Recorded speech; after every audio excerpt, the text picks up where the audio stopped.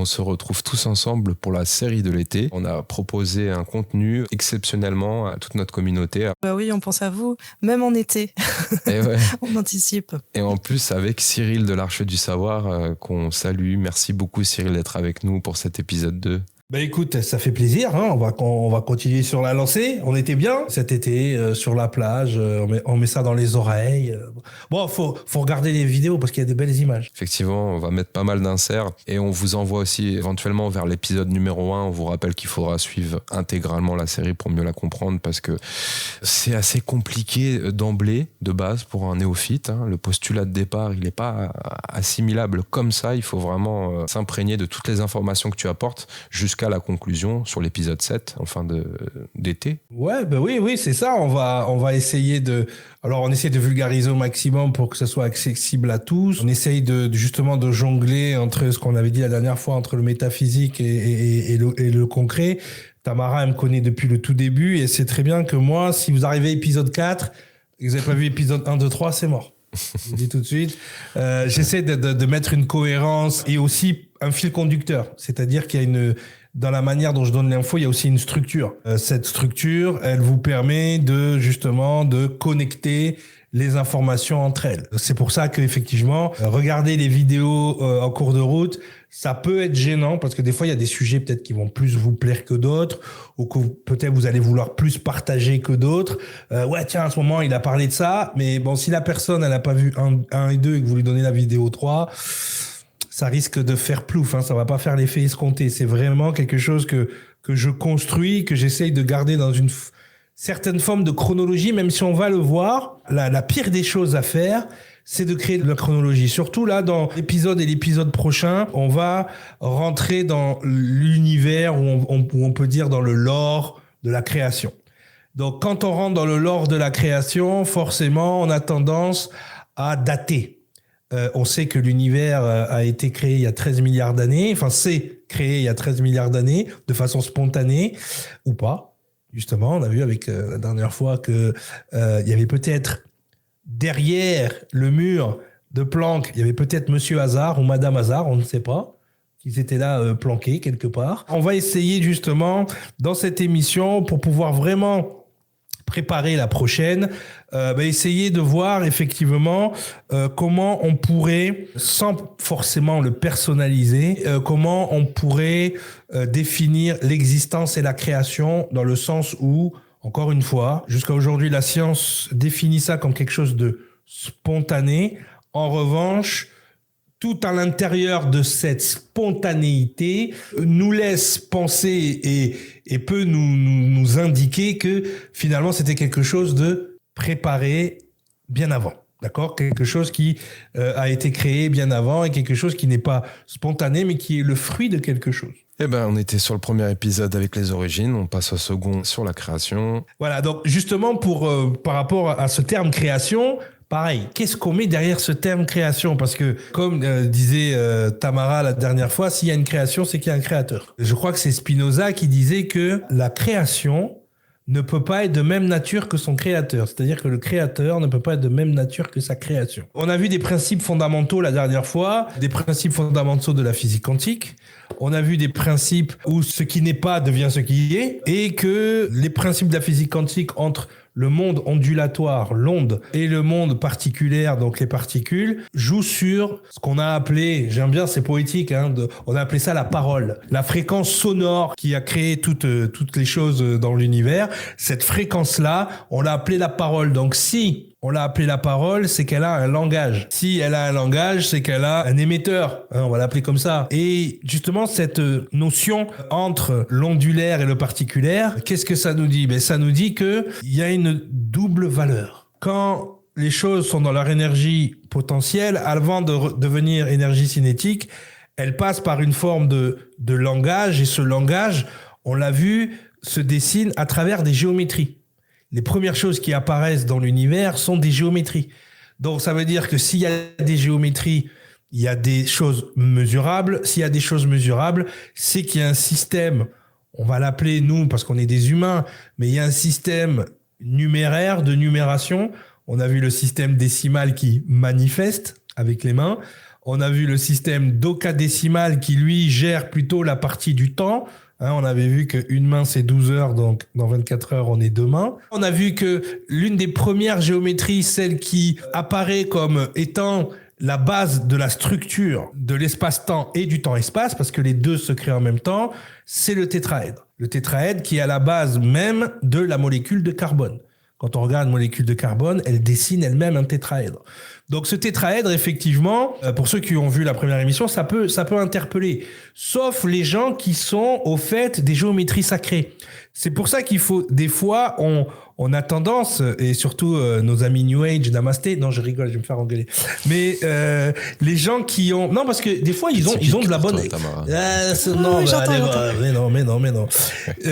Ces géométries, elles nous viennent de savoirs ancestraux. On part du principe qu'aujourd'hui, et ça, je pense que c'est une erreur. On va faire un petit topo égo, un petit topo mental, structure de pensée. On part du principe qu'aujourd'hui, on en sait plus que nos ancêtres qui étaient... Puisque comme on fait des avancées dans la science, on a l'impression que on grandit en connaissance et en savoir. D'accord ? On va dire que la science moderne, c'est vrai, même si ça fait très longtemps qu'elle n'a rien découvert de révolutionnaire, la science moderne part du principe qu'on en sait plus que nos prédécesseurs. C'est parce qu'on suit un modèle anthropologique qui ressemble de près ou de loin à celui de Darwin, celui de l'évolution, mais peut-être qu'on occulte le fait que, à un moment donné, nos ancêtres, peut-être avec une manière de penser qui était plus en résonance avec la nature, avec l'univers, avaient un savoir que nous, on ne fait que redécouvrir. On le voit bien avec les pyramides de Gizeh, par exemple. Tout à fait. Pyramide qui elle-même possède une géométrie bien particulière et bien définie. Elle possède en son sein, ces pyramides, des constantes mathématiques scientifiques que l'on a découvert qu'il y a quelques années pour la science moderne. Donc, que ce soit la vitesse de la lumière, que ce soit le nombre pi, le nombre phi, voilà, tous ces nombres-là semblent être un savoir récent, alors que quand on se rend compte que aux prémices de cette création, ces nombres existent déjà. Et ils sont déjà à l'œuvre. Et comment ils sont à l'œuvre ? En dessinant des géométries. Ces géométries vont créer la structure de la matière. On va se mettre à la place de la création. C'est comme si la création avait besoin d'un contenant pour se contenir elle-même. Mais c'est une signature quelque part. Ce qu'on appelle le ratio divin, on peut le retrouver sur une pomme de pin, dans une vague, dans le creux de notre main. Absolument. On peut retrouver cette spirale un peu partout. On va vous mettre quelques inserts aussi également. C'est assez effarant. Ça rend fou parce que, comme tu viens de le dire, on l'a appelé, c'est les humains dotés d'intelligence qui l'ont appelé le ratio divin. Pourquoi ? Parce qu'ils se sont rendus compte que dans absolument toute la création, pour le coup on est dedans, ce nombre apparaît spontanément. C'est la signature. C'est comme si en bas des arbres, tu vois, il n'y a pas marqué signé Dieu en fait. Pourquoi ? Parce qu'on verra quand même la notion de Dieu ou la notion divine est galvaudée par notre cerveau. C'est pour ça que j'utilise pas le mot Dieu quand je parle de la création ou de l'existence, mais on va quand même utiliser l'adjectif divin. Pourquoi ? Parce que c'est celui qui dans notre cerveau nous reconnecte. Connecte notre cerveau droit à cette substance de création. Donc effectivement, on verra que ce qui est divin, c'est quelque chose qui utilise cette substance de la création et qui utilise les mécanismes dont on a parlé dans la première émission. C'est-à-dire qu'il y a une structure bien définie. C'est pour ça que quand on parle de la Merkaba à un scientifique, ça lui parle pas. C'est pas ce que c'est la Merkaba. Lui, il va être en contact avec ces géométries quand il va prendre son microscope, qui va rentrer dans le monde microscopique ou infrascopique. Il va voir que la molécule de carbone, c'est un tétraèdre. Il ne peut que le constater. D'ailleurs, quand il va la dessiner, il ne peut constater que ça dessine un tétraèdre. Il va être en contact avec ces géométries par rapport à son domaine d'expertise à lui, mais il ne fera jamais la corrélation avec des géométries que nous, on appelle sacrées. Pourquoi on les appelle sacrées ? Parce que pour la simple et bonne raison que ces géométries nous ont été transmises par, on va dire, l'enseignement métaphysique des anciennes civilisations. À une époque où la science et on va dire la spiritualité, où la science et la conscience étaient une seule et même discipline. Donc c'est vrai que on a sorti de son contexte certaines découvertes scientifiques, mais même Einstein l'a dit lui-même, on ne peut pas être un scientifique sérieux et ne pas comprendre qu'il y a une intelligence à l'ouvrage derrière tout ça. La dernière fois, on a parlé d'intelligence réflexive, c'est-à-dire une intelligence, encore une fois, qui va créer son contenant, qui va envoyer son contenu non palpable dans un contenant palpable et qui va revenir de cette expérience à sa source et va grandir de cette manière-là. C'est comme ça que l'univers aujourd'hui est en expansion. Et dans une expansion qui est exponentielle. C'est pas une expansion carrée. Alors si elle est exponentielle, pourquoi ? Tu viens d'en parler. Parce qu'on avait vu qu'une des constantes de cet univers, c'était ce qu'on appelle le spin. C'était donc la spirale. Et cette spirale suit scrupuleusement un schéma, une suite mathématique que a trouvé donc le scientifique Fibonacci. Tout à fait. Et cette suite de Fibonacci, en fait, mais quand on regarde la spirale, elle commence à être toute petite et puis plus elle grandit, plus elle rentre en expansion. C'est un truc de malade. Et on va voir qu'effectivement que ce spin est à la base aussi, est une des constantes dans tout ce qui est à l'intérieur de la création. C'est un phénomène qui fait partie de la résonance. Mais je voulais en parler la dernière fois, mais je me suis dit, tiens, c'est bien, on va garder quelques infos. On en avait parlé de Tamara après l'émission. Par rapport au tétraèdre. Parce que le tétraèdre, effectivement, comme je vous ai dit, les scientifiques commencent à accéder à ça. Ils commencent à aller tellement bas dans l'infrascopique. Au début, on pensait que l'atome, c'était le plus petit. Puis après, on a vu qu'il y avait des électrons, des neutrons, des protons. On a vu qu'en dessous de ça, il y avait les quarks. En dessous des quarks, on a trouvé le Higgs boson. On a trouvé Et tout d'un coup, on est allé encore plus bas et là, on a trouvé des tachyons. Donc là, les scientifiques se disent, pourquoi les tachyons, ils dessinent des tétraèdres ? Parce qu'ils sont taquins. Oui, exactement. Ah, j'aime bien, je note. Le tachyon est taquin. Effectivement, le tachyon est taquin parce que, comme on l'a dit la dernière fois, il précède à sa propre existence. C'est-à-dire qu'il va créer quelque chose et puis boum, il va le défaire. Boum, il recommence, il le défait constamment. Donc, on a ce tachyon qui dessine un tétraèdre positif que nous, on appelle la matière. Longueur, largeur, hauteur, plus une dimension de temps. Et il y a un tachyon négatif qui, lui, crée passé, présent, futur, parce qu'il est capable de se précéder à lui-même, et crée une seule dimension. Donc, en fait, et quand ces deux tachyons se rencontrent, qu'est-ce qui se passe ? Merkaba. Donc là, si tu es au fait des géométries sacrées transcendantales, tu sais ce qu'est une Merkaba, c'est-à-dire ce sont ces tétraèdres, donc, qui se rencontrent à un moment donné, qui créent une singularité. Et ces tétraèdres, on le verra, ils ont une particularité. Pour comprendre cette particularité, je vais vous conseiller un livre qui est de Peter Tompkins, qui s'appelle The Mysteries of Mexican Pyramids. Le mystère des pyramides mexicaines. Donc je crois qu'il n'existe qu'en anglais, je suis désolé les gens. Peut-être qu'un jour je ferai une étude, je vous ferai une vulgarisation du livre ou une traduction. Mais qu'est-ce qui est expliqué dans le mystère des pyramides mexicaines, dont Peter Tompkins est allé étudier Teotihuacan, Chichen Itza, toutes ces pyramides-là au Mexique. Et en arrivant sur le temple de Teotihuacan, déjà, il a vu dans la manière dont les pyramides sont placées, il a déjà vu un modèle astronomique connu. Il s'est rendu compte que tous les villages autour de Teotihuacan étaient scrupuleusement placés comme les constellations dans le ciel. Donc ça, je vous invite à lire le livre pour vraiment vous imprégner de tout ça. Là, je vous fais vraiment un résumé très vulgarisé de ce qu'il a découvert. Mais ce qu'il a interpellé, ce sont les écritures à l'intérieur des pyramides, autour des villages, et la présence systématique de tétraèdres. Qu'est-ce qui se passe avec le tétraèdre ? Et donc, ils expliquent, alors je vais vulgariser, mais dans les fresques, ils expliquent que la Terre, le monde, l'univers est créé à partir d'un tétraèdre.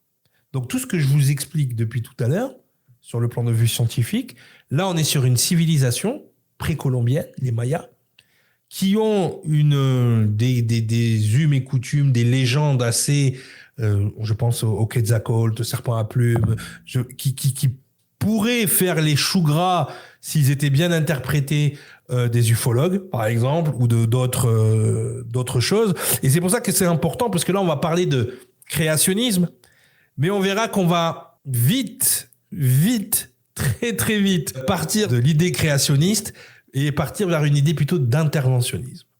Vous verrez, l'interventionnisme, il est beaucoup plus ancien que vous le pensez. Et parce que le darwinisme, Cyril, c'est une aberration, c'est totalement pas fallacieux. Vraiment, pas du tout. Il y a eu des preuves comme quoi les crânes en question retrouvés avaient été complètement préfabriqués en amont, falsifiés. Non, on le verra dans la partie anthropologie de la série, sans spoiler, mais le darwinisme n'est pas du tout une aberration. Le darwinisme n'est que l'observation d'une certaine humanité.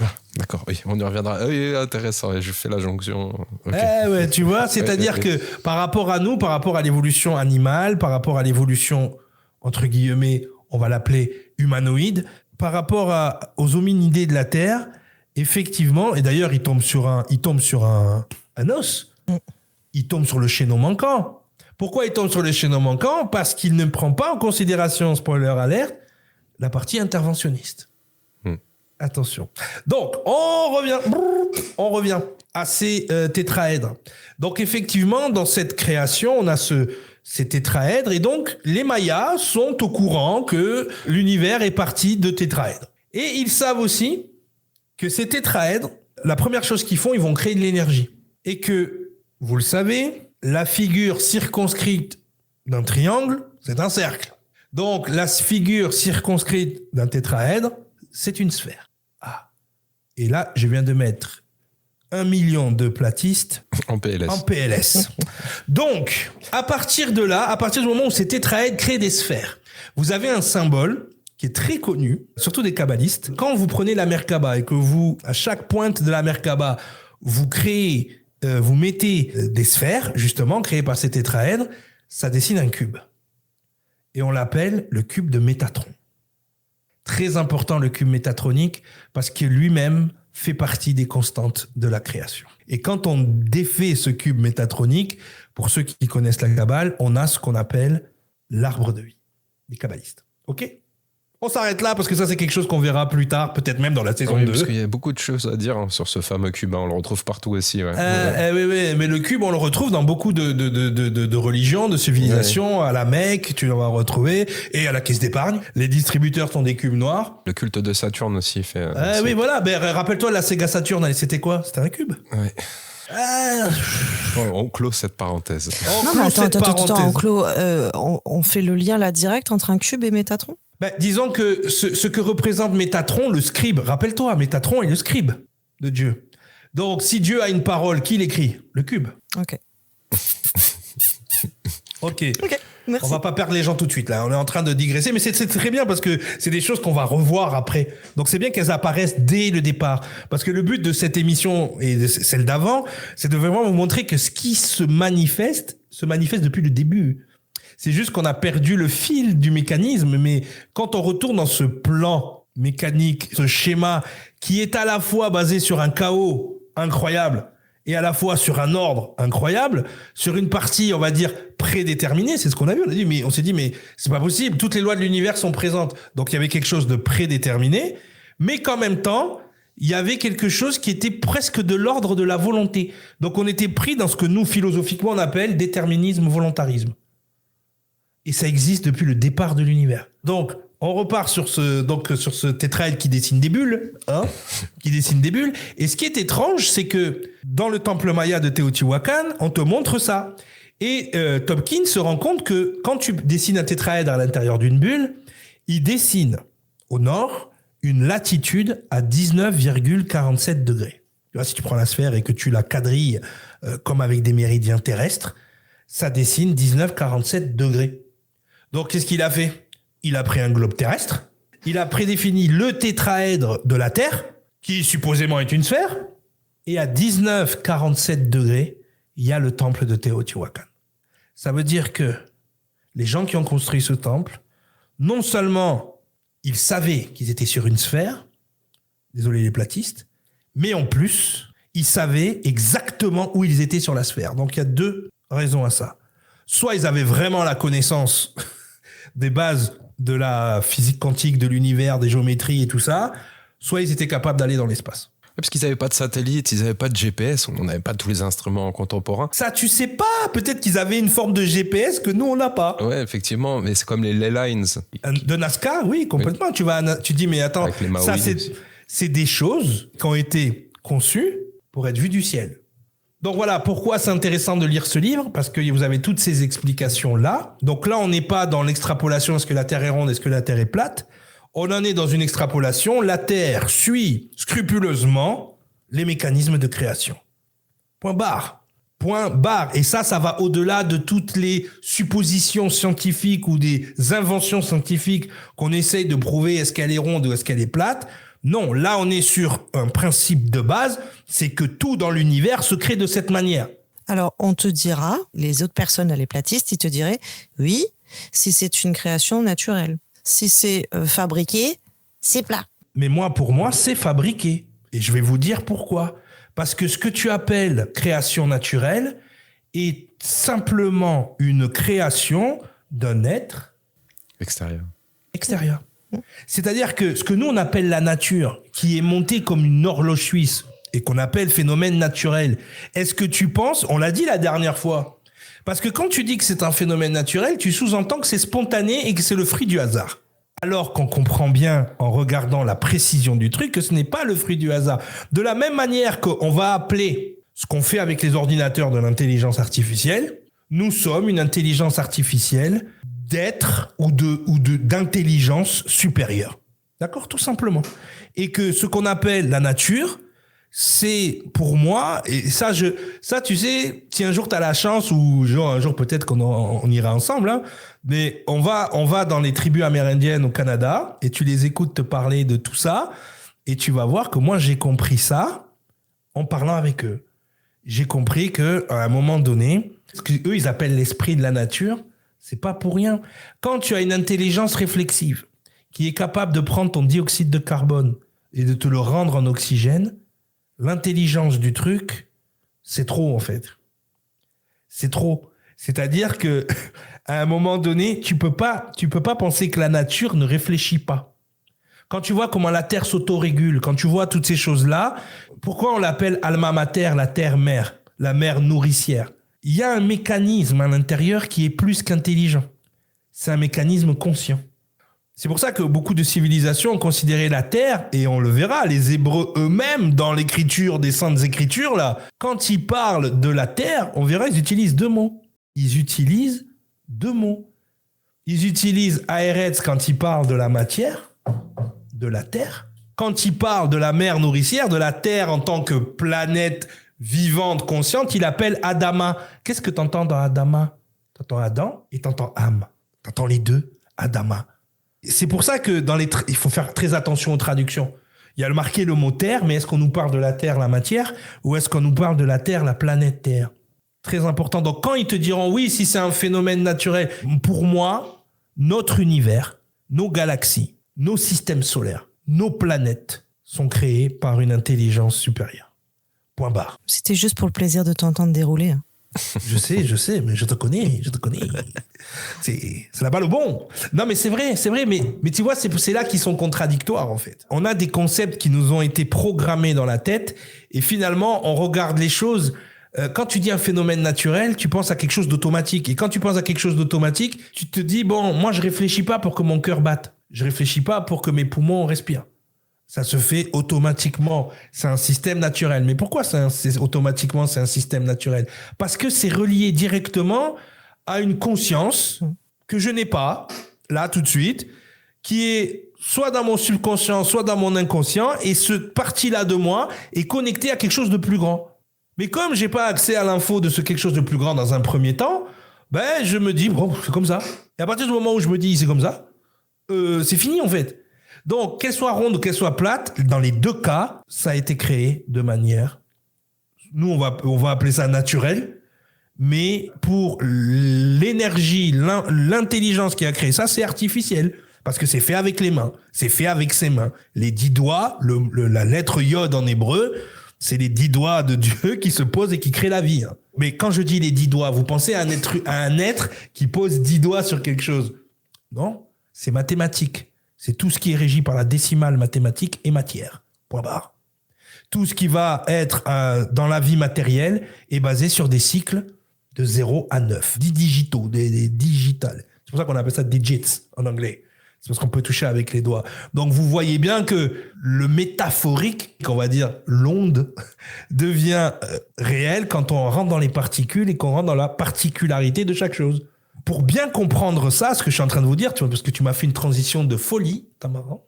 Hein, ça, c'est son côté médium namasté. C'est tout avant tout le monde. Donc, quand on veut comprendre ça, il faut comprendre, parce que la dernière fois, on a mis le truc en suspens. On l'a dit, mais hasard, il est bien marrant.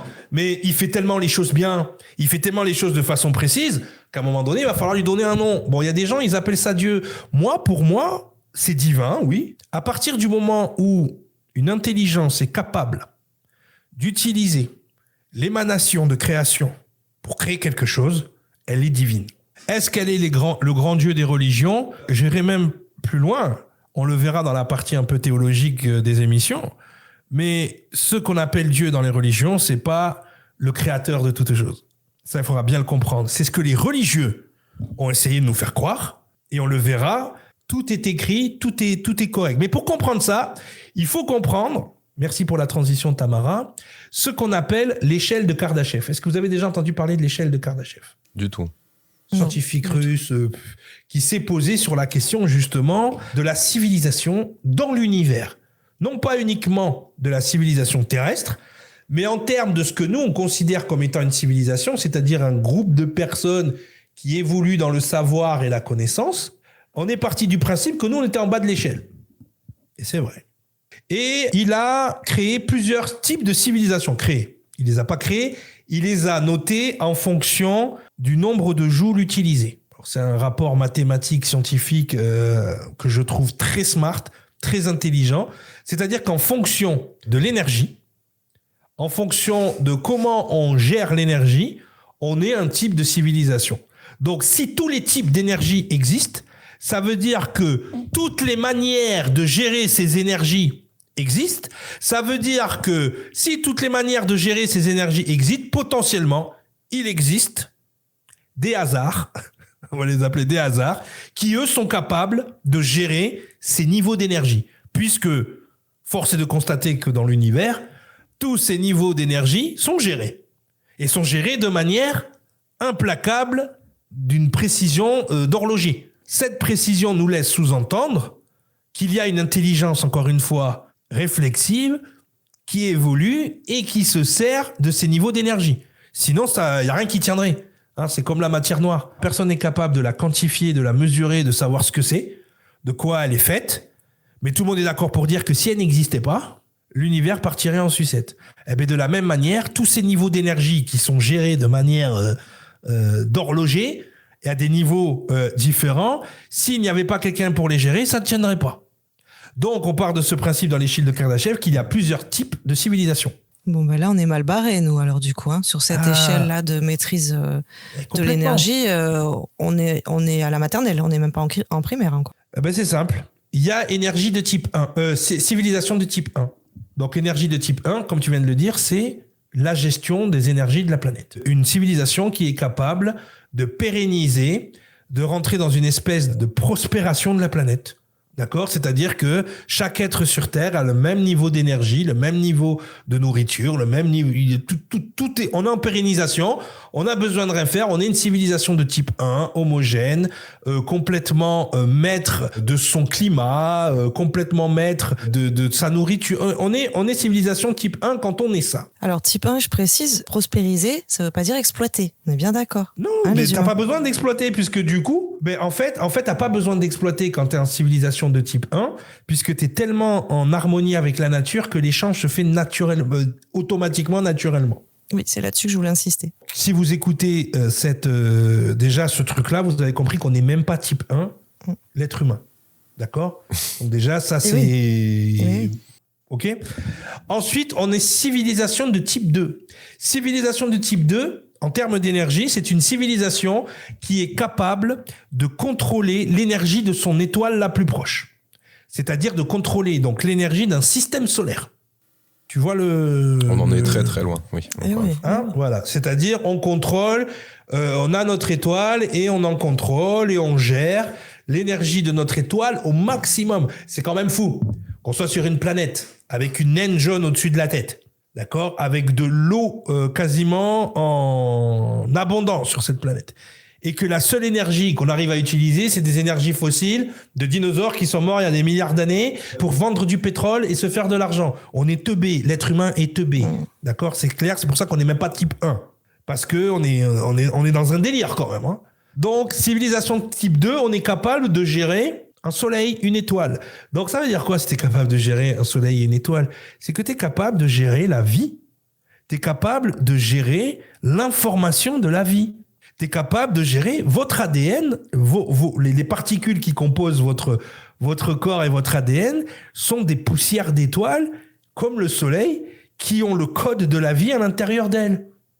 D'ailleurs, pour ceux qui suivent mes travaux en numérologie, vous savez que le mois de naissance correspond à cette partie-là de votre être. D'accord ? Donc, si tu es capable de gérer un soleil, tu es capable de gérer la vie, l'incarnation et tout ce qui s'ensuit. Ensuite, on a les civilisations de type 3. Donc là, on n'est plus dans la gestion du système solaire, on est dans la gestion d'une galaxie, les gens. On parle de civilisations qui sont capables de gérer à ce niveau-là l'énergie. C'est-à-dire des êtres. Après, nous, quand on pense civilisation, on pense forcément des êtres de notre densité 3D qui sont dans la matière. Rappelez-vous, les gens. Là, on va repartir au début. Là, c'est bien de faire des... Le créateur ne peut pas être de la même nature que sa création. Pourquoi ? Parce que l'énergie créatrice a besoin de créer des particules pour se contenir elle-même à l'intérieur. Vous voyez le principe ? C'est-à-dire que si je suis un être ondulaire, je vais devoir créer des êtres particuliers, donc des êtres physiques, pour pouvoir mettre mon essence à l'intérieur d'eux. Ouais, on a la même essence alors, parce qu'on pourrait dire qu'on est similaire, qu'on est la même chose de ce côté-là. Oui. Du point de vue Exactement. fractal. Mais oui, parce qu'on a vu, bravo, le système holographique. Le système holographique fait que tout ce qui est en 3D vient forcément d'une densité d'information et non pas d'une densité réelle. Et cette densité d'information vient elle-même d'une densité réelle qui envoie donc son... Rappelez-vous, Betsalmenu Kinmutenu.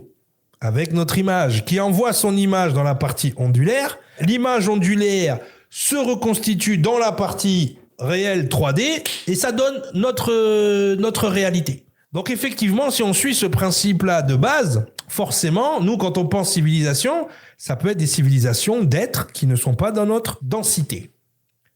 Vraiment important. Et ils utilisent le système fractal holographique. On avait dit le système fractal holographique, quand la lumière se fragmente, le ou l'énergie, lumineux, oui. ou le spectre lumineux, l'énergie. De toute façon, quand on dit lumière, on dit information. Oui. C'est pareil. Il faut corréler l'un et l'autre et c'est avec toi qu'on l'avait vu initialement. C'est ça. pareil. Oui. Lumière, information. Mais quand l'information ou la lumière ou la parole se fragmente, là, on peut donner plusieurs mots. Hein. C'est la même chose à chaque fois. Quand la lumière, l'information, la parole, tu l'appelles comme tu veux, se fragmente à travers un prisme, elle se divise en combien ? On avait dit ? 12. En 12 archétypes. Et ces 12 archétypes, c'est eux qui vont façonner ce qu'on voit. Parce que ce qu'on voit autour de nous, c'est de la fragmentation lumineuse. Ni plus ni moins. Tout ce qui est autour de nous est champ électromagnétique. C'est notre cerveau qui décode ça comme étant de la matière à travers le spectre lumineux. D'accord ? Quand on touche quelque chose, on ne le touche pas vraiment. Le champ électromagnétique de mes doigts touche la table, mais il touche le champ électromagnétique de la table. C'est mon cerveau qui dessine une table, en fait. Mais en fait, c'est pas une table. Si mon cerveau, si les atomes de mes doigts étaient de la taille d'une balle de golf, et pareil pour ceux de la table, quand je touche la table, mes doigts seraient à 3 terrains de foot de la table. Oui, encore une fois, cette falsification de la perception de la réalité. On n'a que des atomes qui s'entrechoquent autour de nous et rien n'est réellement visuel. Tel qu'on mais il voit. y a quelque chose, il y a une énergie de base qui design, qui dessine la réalité telle qu'on la voit, telle qu'on l'aperçoit. Certains l'appellent le grand architecte. Le designer, on peut l'appeler comme ça. Et ce designer, absolument tout ce que tu vois à travers lui. T'as exclu une grille de lecture, je sais pas si c'est volontaire, mais quand on parle de type 1, type 2, type 3 et de cette capacité à gérer la Terre, ensuite le Soleil, l'astre solaire le plus proche, et ensuite une galaxie, tu parlais d'anges avant. Quand on parlait des 12 couleurs, des 12 fragmentations de la lumière, j'ai rien dit, moi. C'est toi qui l'as dit. 12 archanges. Non. C'est toi qui fais les rapprochements. Mais effectivement, mais attends, on parle d'informations. Qui envoie les informations? Des messagers. Les malaks. Malaks, messagers. Oui. Mais on va y arriver, t'inquiète, Tu l'as pas on y exclu. va. Je l'ai exclu volontairement. Oui. Parce que toi, tu fais les rapprochements parce que... C'est la partie que je préfère, tu le sais. Parce que c'est je sais, mais tu es la preuve que chacun va accéder à l'information par son prisme préféré. Et c'est tant mieux si on peut Mais ce que je veux vous montrer, c'est que n'importe quel coin de l'univers, vous allez regarder, l'univers est l'univers. Et que les mécanismes sont les mêmes. et qu'il faut pas exclure. Alors souvent, on va exclure, on va disqualifier. On en parlait tout à l'heure avant l'émission. Des fois, on va disqualifier des gens parce qu'ils ont un comportement et un vocabulaire qui a l'air un peu perché au départ. Mais finalement, quand tu écoutes ce qu'ils disent la même chose. Ils sont dans le même plan d'information. Le problème, c'est qu'ils leur système accède à cette information d'une autre manière. Après, il y a des manières qui vont être plus consensuelles et des manières qui vont être plus sectaires. On va les appeler comme ça. Mais en bout de ligne, l'information reste la même. Et ensuite, on a le dernier type de civilisation. Oui, parce que c'est pas fini. C'est pas fini. Type 4, qui gère un univers. On pourrait même prétendre à type 5, multivers. Mais là, on n'est pas encore là-dedans. Là, on ne sait pas encore. Ce qu'on va appeler le dieu de cet univers, c'est une personne... Moi, je vous le dis, texto, on va pas... C'est une personne, une entité, vous appelez ça comme vous voulez, de type 4, qui fait partie d'une civilisation de type 4. Nous, on est civilisation type 0,5. Est-ce que tu as entendu Stone Garden Teapot parler du phénomène humo et des humites qui avait catégorisé justement toutes les entités exogènes à travers ce type de classement? Non, mais je pense qu'à travers, à travers chaque type de civilisation, tu peux avoir ce que les gens vont appeler des races extraterrestres ou des choses comme ça. Je pense que, par exemple, ceux qui viendraient nous visiter ou qui auraient la capacité de nous visiter dans notre densité, parce que je pense que dans le modèle ufologique, on ne peut pas éluder le côté multidimensionnel. C'est-à-dire que là, je viens de vous montrer que, suivant le type de civilisation, on va avoir j'ai envie de dire des êtres, parce que c'est des gens qui sont, hein, ils font partie de l'existence, donc ils sont. Suivant le type de civilisation, on va avoir des formes d'existence. Je ne dis pas des formes de vie. Parce que nous, quand on parle de la vie, on parle de la vie telle qu'elle est sur notre planète dans la 3D. On va rencontrer des espèces, des êtres qui vivent dans des dimensions et des densités qui ne sont pas les nôtres. Encore une fois, il y a un principe dans l'univers, c'est que du féminin vient le masculin et du masculin vient le féminin. Il y a une espèce de... On est sur ce rapport philosophique de Spinoza que lui, il avait des versions de Dieu, d'un Dieu plus personnel et d'un Dieu plus créateur. Tu vois, et pour lui, il avait déjà compris ces trucs-là et il disait que le créateur ne peut pas être de même nature que sa création, mais c'est la même chose. J'ai l'impression que, et c'est pas une impression, on le verra parce qu'on va le lire, on va le décoder, on va le trouver, qu'on nous a menti, les religions, de finesse. Mais on a énormément de comment te dire, de sujets. Mais toi, tu aimes bien la Kabbale en géologie, d'autres, ils aiment bien les Anunnaki, d'autres, tu vois, il y a plein de civilisations, il y a plein d'histoires, de légendes, de savoirs qui nous ont aiguillés vers ça, qui nous ont amenés vers ce genre de choses, qui nous ont poussés, encore une fois, dans ce sens-là, pour notre propre compréhension, mais aussi pour archiver ce qui était arrivé. Le souci, c'est que ça arrive depuis tellement longtemps, il y a tellement eu de choses, de cataclysmes, qui nous ont finalement éloignés de ce savoir. Mais encore une fois, on va le voir, moi, je suis pour la redécouverte des écrits sacrés hors du prisme religieux. Parce que le prisme religieux, dans ses traductions, ils ont complètement effacé tout ce que je viens de vous expliquer en fait en 2 émissions. Ils ont effacé le côté création, c'est-à-dire qu'en créant un créateur pour tout. Oui, c'est plus facile. Oui, ils ont un petit peu déjà défait toute l'idée et l'idéologie autour de la fragmentation, du côté fractal, du schmilblick, du côté holographique. C'est-à-dire que nous, en tant qu'êtres humains, on a longtemps considéré comme Dieu l'énergie ou l'information réflexive qui gérait le soleil. Tu parles de Ra, par exemple. Oui. Mais même Christ. Oui, le Christ solaire. Christ, et ainsi de suite, et ainsi de suite. Et c'est pour ça que les Zeitgeist ont complètement allumé les mouvements religieux. Non, mais c'est pour ça, c'est que le concept même de Christ, c'est l'atome, c'est ça, comme dire l'atome de vie, ou l'atome de lumière qui crée la vie. C'est cette information évolutive de bienveillance. Pour nous, en tant qu'humains, on prend ça comme la bienveillance. mais c'est un concept, et c'est pour ça qu'on retrouve ce concept christique dans énormément de civilisations. Quand tu regardes Mitra, quand tu regardes Horus, et que tu regardes plus ou moins ce qu'on nous décrit, ben on nous décrit, et ça on le verra dans une autre émission, on va pas, voilà, mais on nous décrit tout simplement l'évolution du soleil à travers les 12 maisons du zodiaque. Donc, effectivement, ce concept christique, parce qu'aujourd'hui, on a des philosophes, là, Michel Onfray et compagnie, qui t'expliquent que Jésus n'a pas existé, par exemple. Mais si on en suit le principe simple de l'énergie depuis la création de l'univers, tout contenu a créé son contenant. Pourquoi il n'en serait pas de même de l'énergie christique? Pourquoi il n'en serait pas de même de cette énergie de création de la vie qui, à un moment donné, a trouvé le contenant pour descendre à l'intérieur? C'est un principe immuable de l'univers. D'abord, on crée l'énergie qui est... Tiens, tu vas te faire plaisir, tiens, ça va être un cadeau pour Rudy. L'énergie qui est comme la substance de création, elle est comme la substance de création. On va lui donner un contenant qui va pouvoir la porter, cette énergie.